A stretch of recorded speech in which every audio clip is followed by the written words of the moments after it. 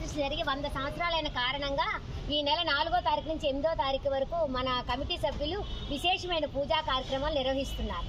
ఇదే యాగశాల మన వేడుకకి ఎంత చక్కగా ముస్తాబవుతుందో చూడండి. ఇదే రామస్తూపం పెద్ద జీయర్ స్వామి వారు స్థాపించిన 104వది. ఇదిగో అమ్మవారి వెండి రథం.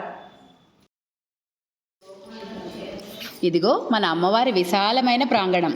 ఇక్కడే స్తంభాల మీద అష్టాదశ శక్తిపీఠాలు, నవదుర్గలు, అష్టలక్ష్మిలు, సకల దేవతలతో అలంకరించబడి ఉంది. ఇక్కడ మన మహిళా సమాజం.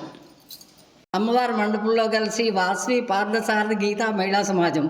ఇందులో భగవద్గీత పారాయణలు, భక్తి పాటలు, కళాదర్బారు, శ్రీహరి భజన మండలి కోలాటాలు జరుగుతాయి. ఇవి మన మహిళా సమాజంలో గల 12 జ్యోతిర్లింగాలు, శంకర మండపం. ఇదే మన అమ్మవారి గోపుర కలశం. ఇక్కడ కొత్తాళం స్వామివారి ఆధ్వర్యంతో మహాకుంభాభిషేకం జరుగుతుంది. ఇదిగిదిగో ఇదే మన వంటశాల. ఇక్కడే ప్రతి శుక్రవారం అన్న సమారాధన జరుగుతుంది. ఇదిగో ఇదే ప్రార్థనా గాన సంఘం. ఇక్కడే రోజు నిత్య ప్రార్థనలు జరుగుతాయి.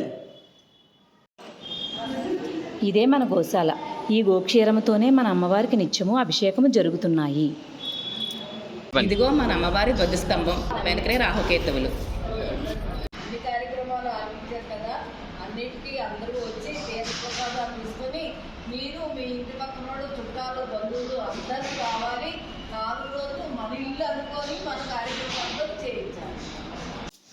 వీరే క్షేత్రపాలకులు నగరేశ్వర స్వామి, జనార్దన స్వామి. అదిగో శ్రీ వాసవి కన్యకా పరమేశ్వరీదేవి. ఈ మూల విరాట్కి సత్యజయంతి ఉత్సవాలు జరుగుతున్నాయి. ఈమె మన కులదైవం.